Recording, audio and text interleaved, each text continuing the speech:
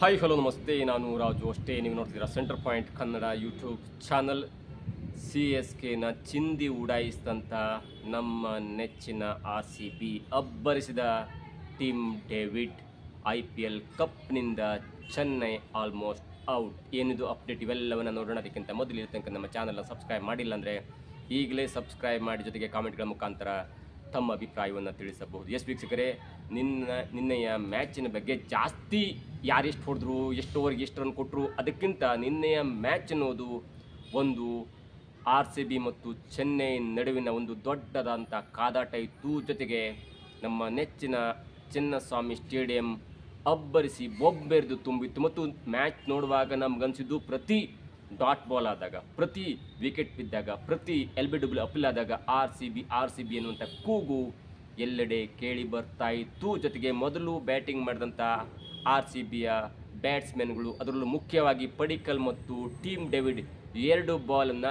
Chinnaswamy ಸ್ಟೇಡಿಯಂನಿಂದ metro ಸ್ಟೇಷನ್ಗೆ ಹೊಡೆದಿದ್ರು. ಅಂದರೆ ಚೆನ್ನೈನ ಬೌಲರ್ಗಳಿಗೆ ಬೆಂಡೆತ್ತಿದ ರೀತಿ ಯಾವ ಥರದಲ್ಲಿತ್ತಂದರೆ, ಮೊದಲು 4 ಓವರಲ್ಲಿ 30ರ ಆಸ್ಪಾಸ್ನಲ್ಲಿರ್ತಾರೆ, ಮೊದಲ 10 ಓವರ್ನಲ್ಲಿ 90ರ ಆಸ್ಪಾಸ್ನಲ್ಲಿರ್ತಾರೆ, ಕೊನೆಯ 19ನೇ ಓವರ್ನಲ್ಲಿ ಟೀಮ್ ಡೇವಿಡ್ ಅವರು ಬರೋಬ್ಬರಿ 4 ಸಿಕ್ಸರ್, 1 2 1 4 ರನ್ಗಳ ಮುಖಾಂತರ ಬರೋಬ್ಬರಿ 30 ರನ್ ಹೊಡಿತಾರೆ. ಟೋಟಲ್ ಆಗಿ Virat Kohli 28 run, Phil Salt 46 run, Patidar 59 run, Padikkal 50 run, Patidar 48 run. ಜೊತೆಗೆ ಟೀಮ್ ಡೇವಿಡ್ ಎನ್ನುವಂಥ ಒಬ್ಬ ಆಸ್ಟ್ರೇಲಿಯಾದ ಆಟಗಾರ, ಅಂದರೆ ಗಟ್ಟು ಮಸ್ತಿನ ಆಟಗಾರರ ಕೇವಲ 25 ಎಸೆತದಲ್ಲಿ 3 ಬೌಂಡ್ರಿ ಮತ್ತು 8 ಭರ್ಜರಿ ಸಿಕ್ಸರ್ಗಳ ನೆರವಿನಿಂದ 280ರ ಸ್ಟ್ರೈಕ್ ರೇಟ್ನಲ್ಲಿ 70 ರನ್ ಸಿಡಿಸಿ ಬರೋಬ್ಬರಿ 250 ರನ್ಗಳ ಟಾರ್ಗೆಟನ್ನು ಫಿಕ್ಸ್ ಮಾಡ್ತಾರೆ. ನಾವು ಮ್ಯಾಚ್ ನೋಡುವಾಗ ಕಾಮೆಂಟೇಟರ್ ಹೇಳ್ತಾ ಇದ್ರು 200 ದಾಟ್ಬೋದಾ, ಇಲ್ಲ 220 ದಾಟುತ್ತೆ, ಇಲ್ಲ 230 ದಾಟುತ್ತೆ.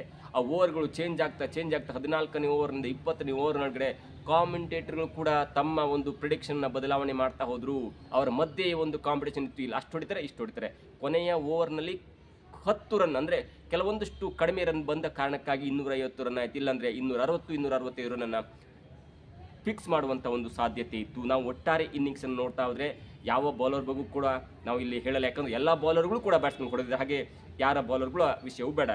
ಒಟ್ಟಾರೆಯಾಗಿ 19 ಸಿಕ್ಸರ್, ಅಂದರೆ ಪ್ರತಿ ಓವರಿಗೆ ಒಂದೊಂದು ಸಿಕ್ಸರ್ನಂತೆ 19 ಸಿಕ್ಸನ್ನು ನಮ್ಮ RCB ಟೀಮನ್ನು ಹೊಡಿತಾರೆ.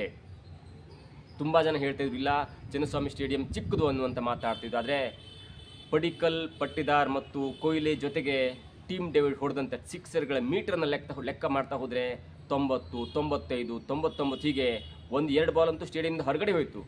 ಅಷ್ಟು ಭರ್ಜರಿಯಾದ ಬ್ಯಾಟಿಂಗನ್ನು ಮಾಡಿದ್ರು. ಜೊತೆಗೆ ಮೊದಲ 4 ಓವರುಗಳು ಸ್ವಲ್ಪ ಸ್ಲೋ ಆಯಿತು. ಮೊದಲ 3 ಓವರ್ಗಳಲ್ಲಿ ಬೌಂಡ್ರಿನೇ ಬಂದಿರಲಿಲ್ಲ, ಸಿಕ್ಸು ಬಂದಿರಲಿಲ್ಲ. ಅಂಥ ಒಂದು ನೋಡ್ಕೊಂಡು ಆಟವನ್ನು ನಮ್ಮ RCB ಆಡಿದರು. ಅದಾದ ನಂತರ ಬ್ಯಾಟಿಂಗಿಗೆ ಬಂದಂಥ ಚೆನ್ನೈ ತಂಡದ ಸ್ಟಾರ್ ಆಟಗಾರ, ವಿಶ್ವಕಪ್ ಹೀರೋ ಸಂಜು ಸ್ಯಾಮ್ಸನ್ ಸತತ 3ನೇ ಬಾರಿಗೆ ವೈಫಲ್ಯವನ್ನು ಕಾಣ್ತಾರೆ. 9 ರನ್ ಹೊಡಿತಾರೆ. ಕ್ಯಾಪ್ಟನ್ ಗಾಯಕ್ವಾಡ್ 7 ರನ್ ಹೊಡಿತಾರೆ. ಅದಾದ ನಂತರ ಬಂದಂಥ ಸರ್ಫರಾಜ್ 50 ರನ್ಗಳ ಒಂದು ಭರ್ಜರಿಯಾದ ಆಟವನ್ನು ಆಡ್ತಾರೆ. ಅಷ್ಟೊತ್ತಿಗೆ 80ಕ್ಕೆ 5 ವಿಕೆಟನ್ನು ಕಳ್ಕೊಂಡಿತ್ತು.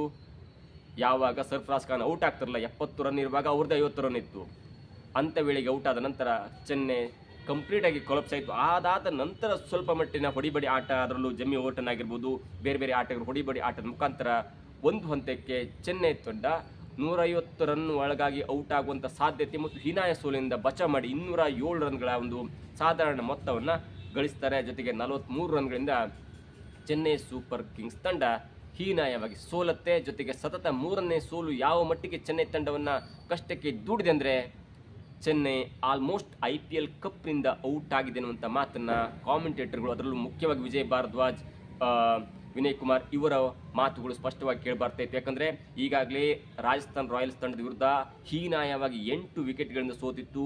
ಜೊತೆಗೆ ಪಂಜಾಬ್ ಕಿಂಗ್ಸ್ ವಿರುದ್ಧ 5 ವಿಕೆಟ್ಗಳಿಂದ ಹೀನಾಯವಾಗಿ ಸೋತಿತ್ತು. ಜೊತೆಗೆ ನಿನ್ನೆ 43 ರನ್ಗಳಿಂದ RCB ವಿರುದ್ಧ ಹೀನಾಯವಾಗಿ ಸೋತು ರನ್ ರೇಟ್ ಆಧಾರದಲ್ಲಿ -2.517ನಲ್ಲಿ ಕೊನೆಯ ಸ್ಥಾನದಲ್ಲಿದೆ. ಹೀಗಾಗಿ ಮುಂದೆ ಬರುವ 11 ಮ್ಯಾಚ್ ಬಾಕಿ ಇದೆ. ಆ 11 ಮ್ಯಾಚ್ನಲ್ಲಿ ಸರಿಸುಮಾರು 9 ಮ್ಯಾಚ್ ಗೆದ್ದರೆ 18 ಪಾಯಿಂಟ್ ಆಗುತ್ತೆ.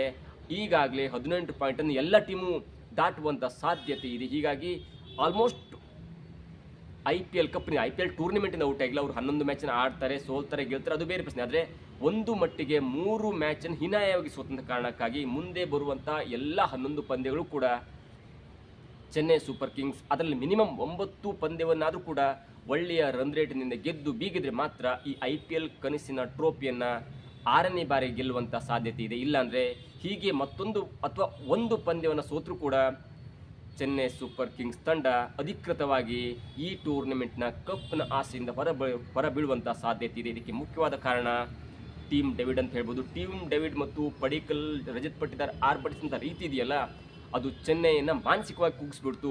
ನೋಡಿ, ಸೆಕೆಂಡ್ ಇನ್ನಿಂಗ್ಸ್ ಅಂದ್ಕೂಡಲೇ ಬೆಂಗಳೂರಲ್ಲಿ ಆಟ ಆಡ್ಬೋದು, ಡಿಯು ಇರುತ್ತೆ, ಎಲ್ಲವೂ ಇರುತ್ತೆ.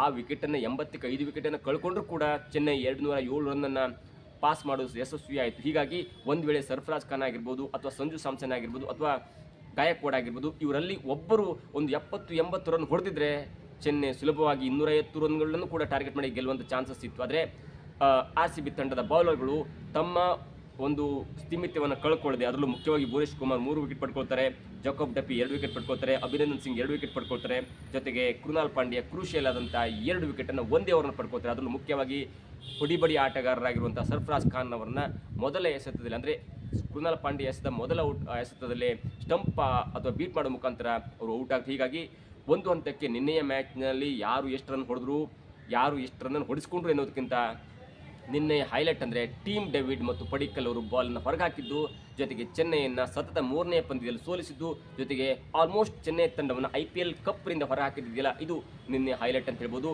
ಒಟ್ಟಾರೆಯಾಗಿ ವಿಜಯ್ ಭಾರದ್ವಾಜ್ ಹೇಳ್ತಾ ಇದ್ದಾಗೆ, ಕಾಮೆಂಟೇಟರ್ ವಿಜಯ್ ಭಾರದ್ವಾಜ್ ಹೇಳ್ತಾ ಇದ್ದಾಗೆ, ಟೀಮ್ ಡೇವಿಡ್ ಅವರಿಗೆ ಎಲ್ಲಿಂದ ಆಸಕ್ತಿ ಬಂತು? ನೀವು ಪುಲ್ಟ ಸಾಕ್ರು ಹೊಡೆದ್ರು, ಯಾರ್ಕರಾಕ್ರು ಹೊಡೆದ್ರು, ಜೊತೆಗೆ ನಾಟ್ಔಟ್ ಆಗಿದ್ದರು.